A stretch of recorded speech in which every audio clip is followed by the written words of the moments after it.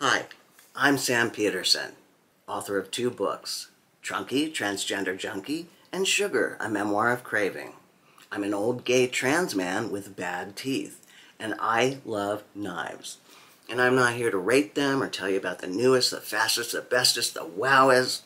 I'm here to queerly share my queer love of knives with you. I don't know if this is true for all collectors, but I like cheap knives. I like fancy knives, I like down and dirty knives, I like sleek and trim gentlemen's knives. I like all kinds of knives. They just have to be good. It's easy to love a nice knife. Take this 2U4 for example.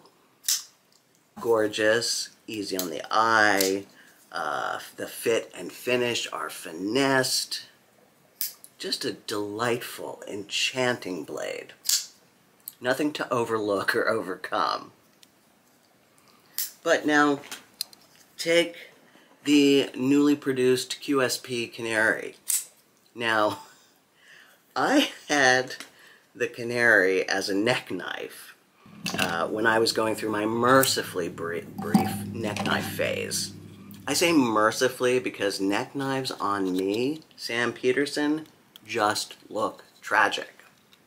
Not butch, not cool, not prepared for anything, just tragic. Just a short weirdo with a neck hanging around their knife. There, I'm just leaving it.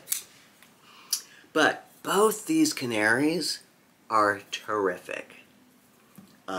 I love this little fixed blade. I love it. I don't have a lot of fixed blades, but I really enjoy this one. It's easy to carry. It's a solid little, tough little tool. Just like me.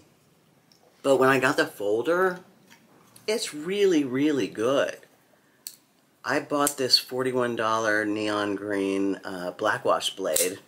It's in 14C28N, and it is just a joy. Super fun, super flicky, great ergos, as the boys say.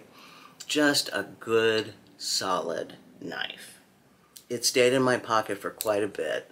Not many knives have that privilege. Mostly I'm, trying to keep them pristine and in their little case.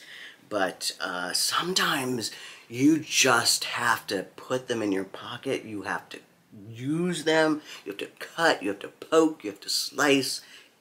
Yeah. Another inexpensive knife that can't seem to stay out of my pocket is the CJRB Echo. I've talked about this knife a lot. I got the Thai version in AR RPM 9 steel. This is like 79 bucks, but you can get it in steel or G10 for like under 60 bucks. Not a cheap knife, but inexpensive. This is a knife I cannot stop playing with. It feels great.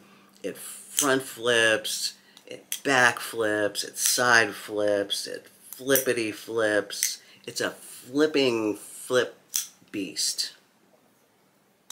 Slicey too. I'm also a great fan of the Penguin. Now, I know these knives are super popular, but they are so for a reason. They're comfortable, they're affordable, they're cute, they're tough, they get the job done, and they're typically, well, I wrote that they're fidget machines, but they're just, the same old sort of knife fidget thing. Got a liner lock and a thumb stud.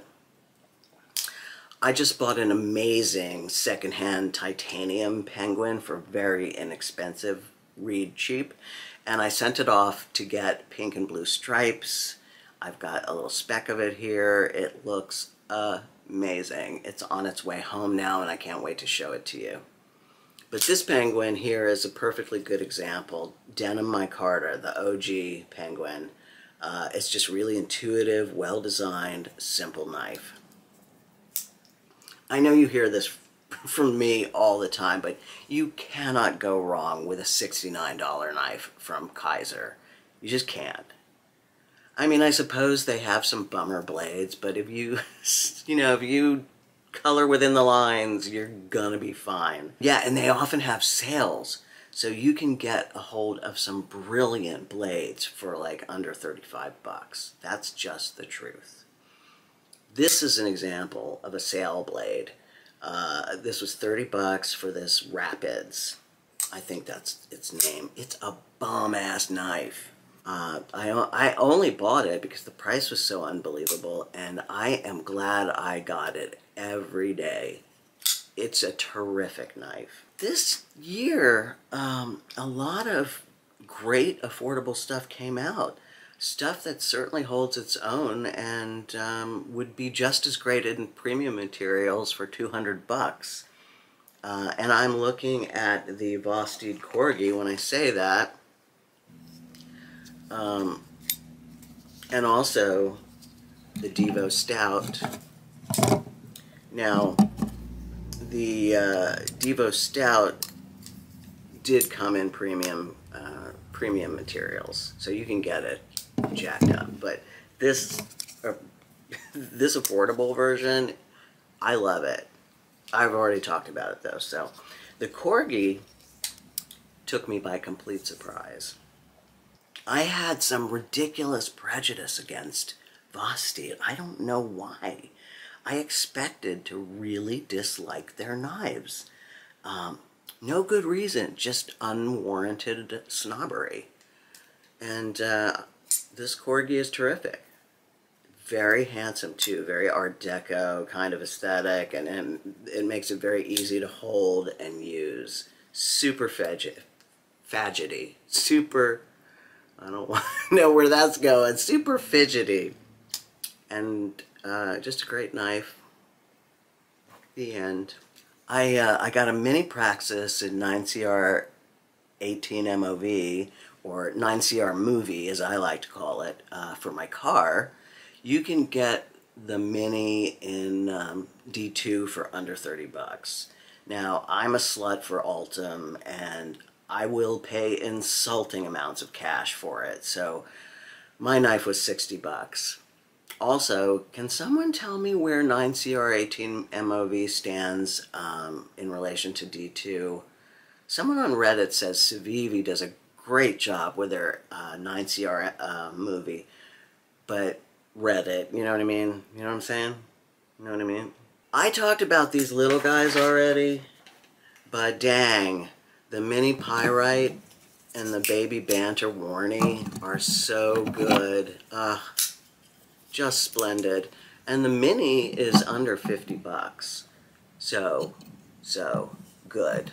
So after a year of buying the most expensive knives I've ever even contemplated, like the titanium AD 20.5, a full-size ZT, and a TRM, I find myself equally as satisfied with these lesser blades.